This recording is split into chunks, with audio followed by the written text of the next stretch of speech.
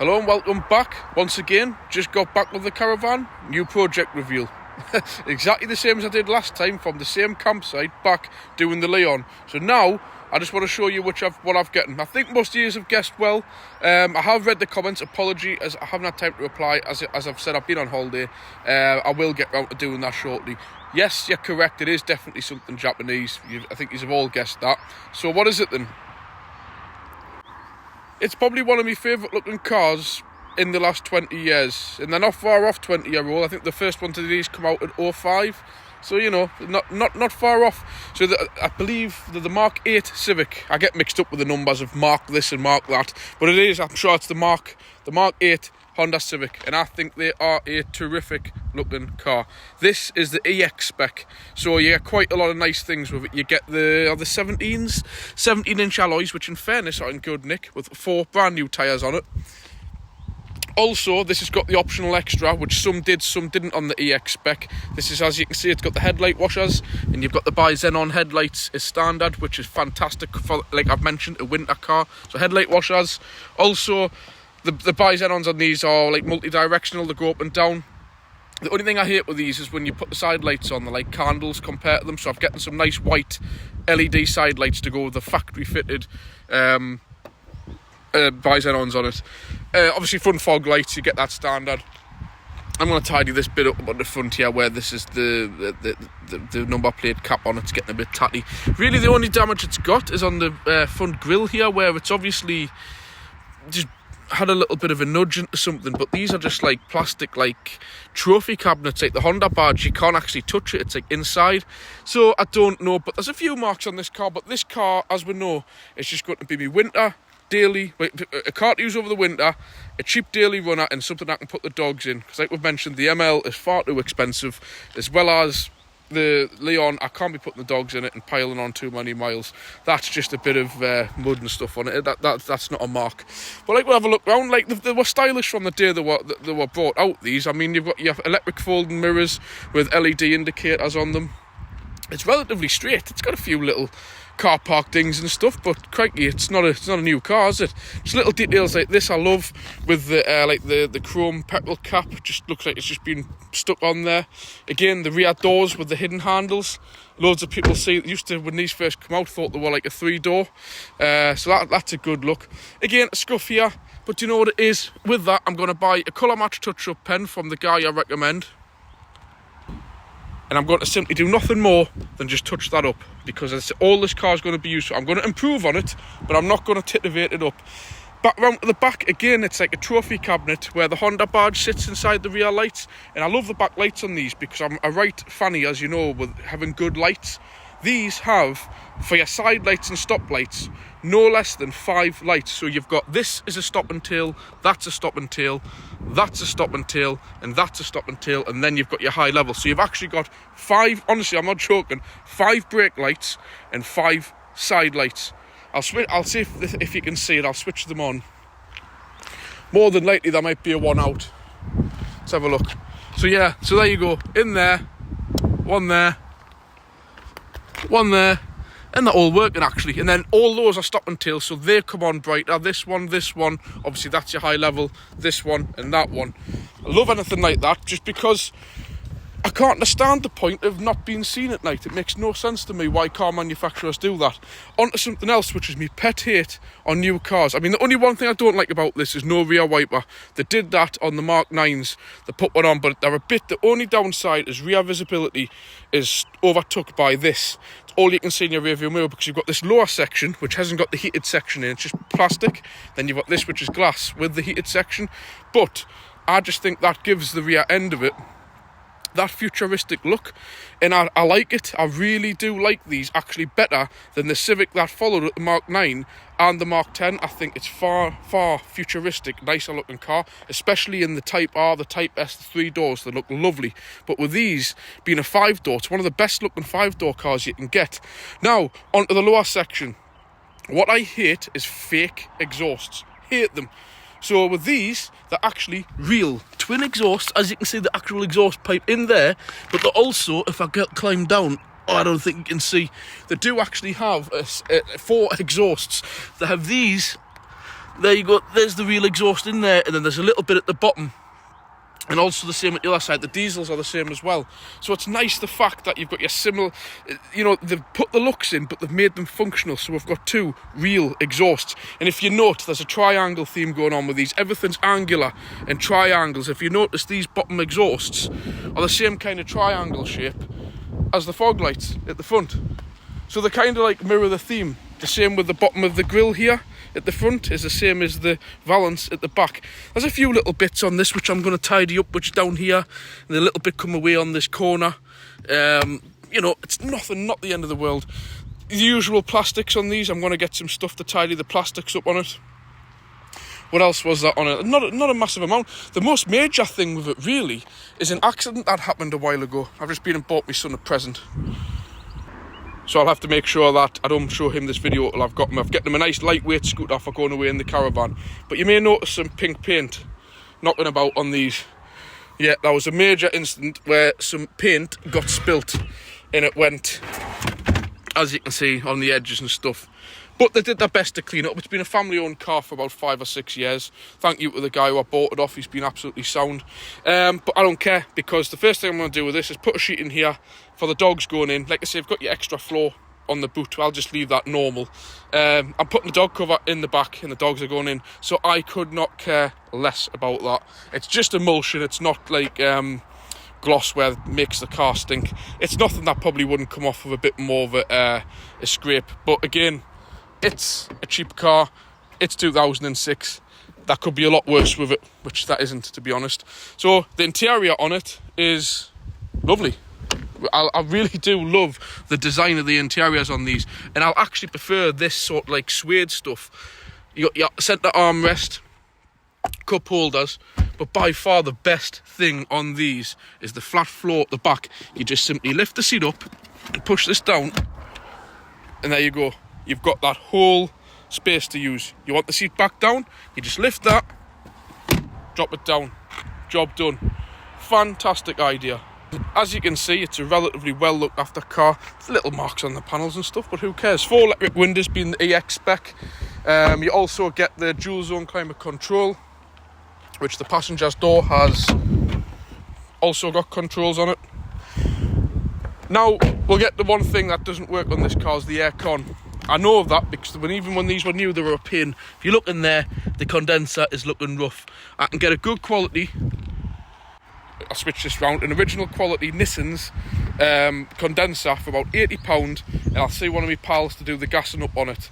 So I'm hoping for less than 150 quid we'll have working aircon. It's the only thing I would like, which is one thing this doesn't have, which most of the EXs did, was the panoramic roof. I tended to find the ones with the panoramic roofs didn't get the headlight, the bi-xenons, and most of the ones with the bi-xenons didn't get the roof. But I don't want the roof because they'd never opened. I've had a one with the glass roof. They were, all you could do electronically was do the blind, and I just tended to find that when it was really hot, even with the blind in, it just made the car like a greenhouse. Even worse when the aircon doesn't work. So not bothered, don't really want the sunroof or the glass roof. So we'll go around now to the business end. They did these in a 1.4, but we'll not talk about that. It was the same engine what they put in. It's called the DSI, what they put into the Jazz. And I must admit, the 1.4 bottom spec ones of these are a bit pap. Because even the exhausts at the back, unfortunately, on those ones are fake, and you just get a single pipe. For me, no. And a 1.4 on a Civic, nah, definitely not. But the only 3 engines worth talking about, which are the only 3 engines, funny enough, which I love about Honda. How many engines? 4 engines in this whole range of car. A 1.4 petrol, a 1.8 petrol. They did a 2.2 diesel and the 2 litre petrol. I'm trying to think what that name of that is. It's like the Type R engine, but they did a tuned down version as well as the 2 litre. Obviously the diesel's the N22. I forgot what the other one is now. My mind's gone blank. I've just getting home, put the caravan away, but it's one of the most renowned, best running engines you can get. So this one is the 1800. I'll just put the bonnet up, if you bear with us. Of the whole range though, the 1800 is the most reliable. It's no powerhouse. It's got 140 brake horsepower, but most of that power comes when you scream it, which I don't tend to drive like that. But what I will say, I'll just switch the ignition on there. I've just been given this a bit of hokey-cokey, so to speak, to give it a test. It's the first time I've driven it properly. It says 36 there because I've just reset it. Because these have got a nifty little thing when you put fuel in, it automatically resets. That was sitting nicely at 47 miles to the gallon earlier on. It's only done that because I've just been down a few, as you can see, country roads, giving it the beans. So these can actually hit diesel figures, no problem. These nice and simple. I mean, look at that AGR valve. How easy is that? There's the cat, there's the sensor. Iridium plugs, supposedly they've been done, but dung. One thing with this car, it's not had many, but I've just bought this car from the same place, Cramlington, where I bought my Leon from.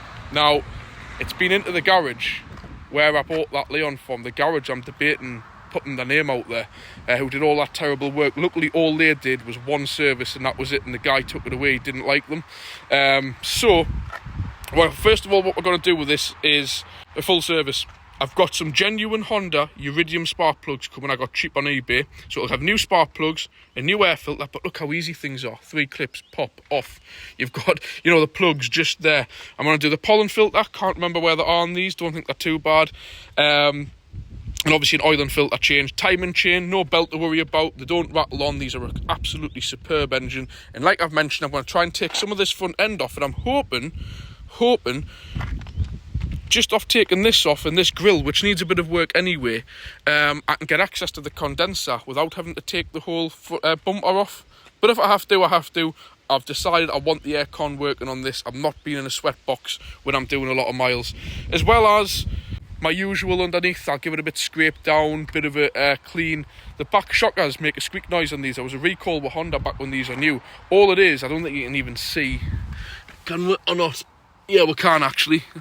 The top of the shockers up there, if it'll see them, there's a underneath this plastic boot. If I move my finger, there's what you call a bump stop. And what it is, when the car's sat overnight, when you first get in it or move it, it just does a little squeak.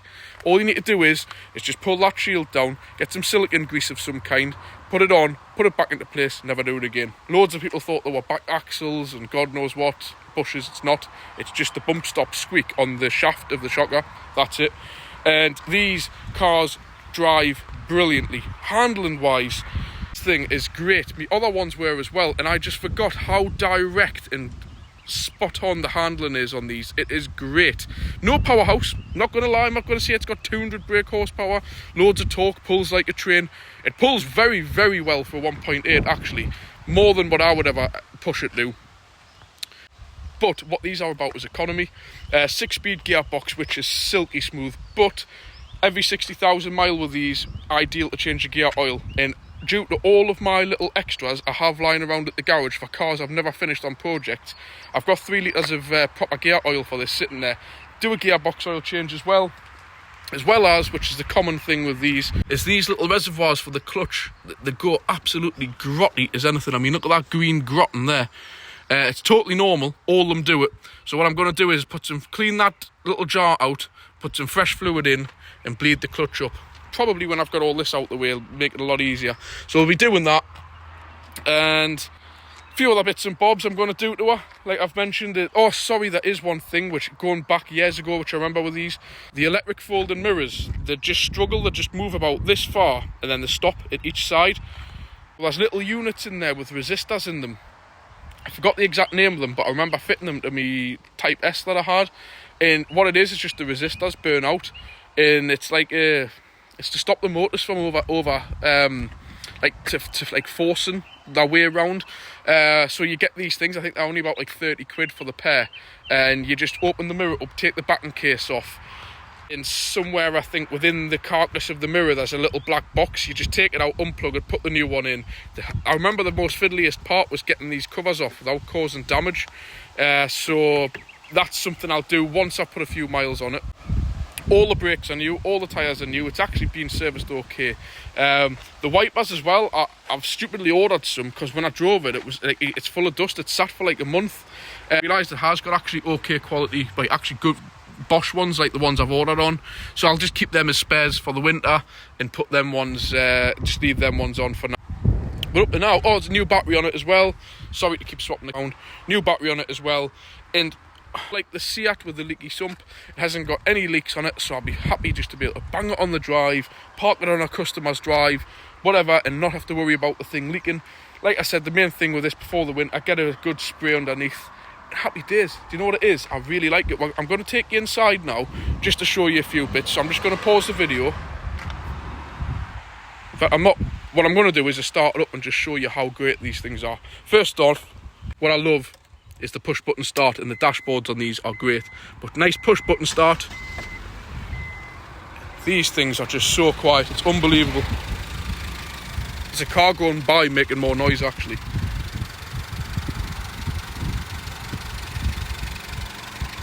You can't feel them running, you can't hear them running. Brilliant Honda technology. And that's something else, the headlights to suffer from a little bit of hazing on these usually. But these are expensive bi-xenon, so I'm going to try my best to clean that up. The grille, believe it or not, I've never had to polish a glass grille, like plastic grille. But yet this one looks like it's been replaced at some point by someone for some reason.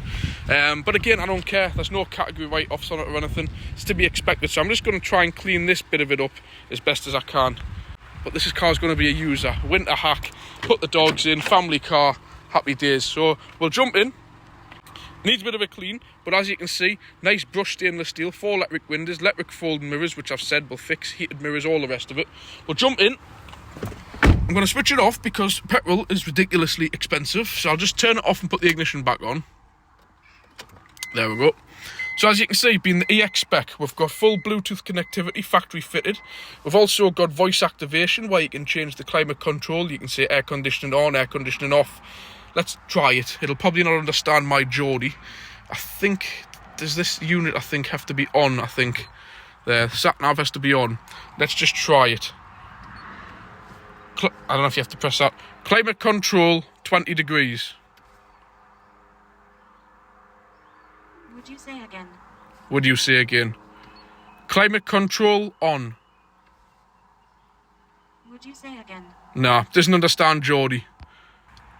Yeah, I don't know if I'm doing something wrong, but like I said, it's got old school speaking of it and all the rest of it. Factory fitted, hands-free. The usual computer display on these, which is great. It detects when you put petrol in, which I did 5 miles ago, and it automatically resets your trip. It's got all the usual distance telemetry, all that malarkey. Seat belts and all the rest of it, as well as obviously the big temperature display. 125,000 miles. It drives like it's got 25,000 miles, like all these things do. And I love these 2-tier dashboards. They are so clear, and to this day I think that still looks futuristic as you can get. Nice big speedo with the eco gauge, as well as you've got your rev gauge. Obviously you've got your rev counter, fuel temperature, all the relevant lights and info here. Across to here, where you've got your time, you've got your climate control, which shows you on this little screen, as well as if you actually press climate on this one, you get it up on the big screen. But you can go to the audio, radio, it's just speaking, I can have that on, so it shows you that. Turn that off. Then you've got your main sat-nav screen, and I don't even think that looks dated or works dated to say the car's is old. I'm going to try and update it. I don't know if you put a CD in or a USB or something, I've got no idea yet. Everything to hand where you want it to be. You've got obviously your hazards, your dual zone climate control, like I've mentioned with that one. Switch it off. Your aircon, like I mentioned, doesn't work. I like the fact I put the heated mirror symbol on to let you know that's where your heated mirrors are. Normally there'll be another button here for the headlight adjuster, but this having the bi-xenons doesn't have it. Traction control, how you can just change, if we're going across the continent, to change your speed to kilometres. And I love that. Push the button to start. Absolutely fantastic. Back to the steering wheel, all your radio controls, cruise control. You've got your rain sensing wipers, light sensing lights, like again bi-xenons. Weirdly you don't get an auto dipped in mirror, which is strange when it's all electronic. You'll get your lights in here, no doubt. Yes, so you get pretty much everything. 6-speed gearbox. These are nicer if you get a Type S knob on them, because these don't look that nice when they get worn. Very common from when they were new. And loads of this brushed stainless steel here, I still think all this still looks as modern as what most new cars are. Same with the pedals, lovely. And all these little storage areas, but they're soft touch. They don't crack and bang and creak. They're lovely. Nice big storage area there for your phone. Obviously the only thing this really lacks is the leather in the heated seats, but what I tended to find, most of the ones were leather or really weird spec. Like they didn't have the bi-xenons, they didn't have the sat-nav, they didn't have, I don't know why. Obviously, you've got your 12-volt output there. Gets in the way a little bit. Looks a bit untidy, but again, in 2006, that wasn't something many people were doing as much. What's in this one again? Little ashtray with some money. Another slide back container with a key. It's got 3 keys, actually, this. And look how deep that goes. Loads of storage. And what I miss with that Leon is an armrest and cruise control. Does my head in. And a nice area here. Soft padded material on there to put your elbow on. It's just so nice. Nice place to be. Comfortable. Handbrake nicely where you need it to be. Little bit sort of cheap feeling now with that they're getting old, but hey ho. You know, massive glove box with loads of stuff. The guy, I don't know if he's realised he's left in there. I'll have to speak to him. But yeah, lovely. You were all like your alarm system, dual lights, which is good to have for the winter, which a lot of cars don't have. Airbags everywhere, curtain airbags right to the back, so as safe as it can be for the kids. ISOFIX, you name it, it's got absolutely everything. Once I get all my little tidbits done to it and get the air conditioning working, it's going to be a really, really nice car, this. It's exactly how I want it, though. I didn't want to pay too much money. I didn't want it to be immaculate. Do you know what it is? I am kind of pleased. It's got a little scuff here and there, that there's been a bit of paint spilt in the back, because then I feel less guilty putting the dogs in and using it as a daily. So I think I've blabbed on enough. I've given you enough information. Like I've mentioned, the 2.2 diesels are an absolute powerhouse. They are fantastic. But there's no room whatsoever to work under them bonnets. And again, the diesels, the 2.2 diesels, have a very weak clutch, which are very expensive with a dual mass flywheel. The turbo is buried down the back of the engine. The manifolds are known to crack, and they're a nightmare. I think you've got to drop the subframe and take the turbo off and everything to change them. Yeah, the timing chains, believe it or not, on the diesels have been known to rattle on. Also, you've got your high pressure fuel pump, you've got your injectors, everything there. For that bit extra power, these 1.8s are fantastic. Even the 2 litres, they are well known for timing chain issues at 100,000 miles. Again, the 2 litres though, you're talking £330 tax. All that rubbish, you know, you're lucky if you'll get sort of, on a good day, 35 to the gallon. This will push 45 to 50 mile to gallon if you really do an eco drive, which is fantastic out of a 1.8 petrol. So yeah, that's another reason. And the 1.4s, we'll not speak about them. They're just bottom of the range, basic, awful, no power. Probably do less miles per gallon than the 1800. And the best thing with this as well is the tax is only £200 a year, which is great for 1.8. So happy days. I'll go into more in depth. This is just an introduction video. I'll do more in depth when I start doing some work on it. Please, you guys, let us know what you think. Like, please hit the like button if you haven't already done so. Subscribe. I went on to my analysis the other day. It says 80% of my viewers are not subscribed, which that shocked me a bit. So please, guys, if it might just be because you haven't got an account on YouTube. It takes you 5 minutes to set not even that, 2 minutes to set an account up on YouTube. Once you have, it doesn't cost any money, just hit the subscribe. It's all you need to do. Hit the subscribe button and you'll be notified when I upload a video. You won't be bombarded with loads of messages. It doesn't cost you a penny. So if you wouldn't mind, it'd be absolutely fantastic, guys. If you could hit the subscribe button, it helps me no end. And every little bit of comment I get left, hence helps me analysis as well. I'm not going to go on about this too much, but remember, I've got the super thanks. If you do feel the need that you would like to help fund me channel, you know, if it's just enough money to buy us a coffee, a sandwich, or you see these cars and you make a suggestion saying, look, Dan, that scuff on the back, there's a bit of money towards a touch-up pen. Just something like that. You know, I don't know how you would want to make it, but you see that all the money that I spend goes onto my cars, and I'm not constantly buying and selling cars. These are genuine cars on my driveway. My Leon's at home, the ML's at home, the Jeep went to Chris. All my cars go to good homes. The Laguna went to Chris, along with many others. So I'm going to leave this here. But I much appreciate all you guys leaving the comments, especially my regular viewers. I'm very happy with how the channel's going at the minute. It's fantastic. So yeah, please hit the like. If you haven't done, hit the subscribe, and please leave a comment. That's what this is all about. And be honest, do you hate this car or do you like this car? It's a bit of a Marmite car. Some people hate the styling of them, other people love it. I personally, from the day they come out in 2005, absolutely loved it, and I still Really, really like it to this day. And like I've mentioned, I think this looks better than all of the Civics that followed it. The Mark 9, the Mark 10, I think there's a Mark 11 out now. The one with the 3 exhaust pipes and that. Nah, this definitely is still the best looking Civic by a country mile, in my opinion at least anyway. And the looks go with the reliability and the quality, I must admit. So, I'll catch you in another video. I've gone on long enough here. I'll get my weekly vlog sorted for next week. I've got a one from Berwick still to upload. And I've got quite a few bits on the Cupra as well. So I'll catch you soon. Thanks for watching. Bye.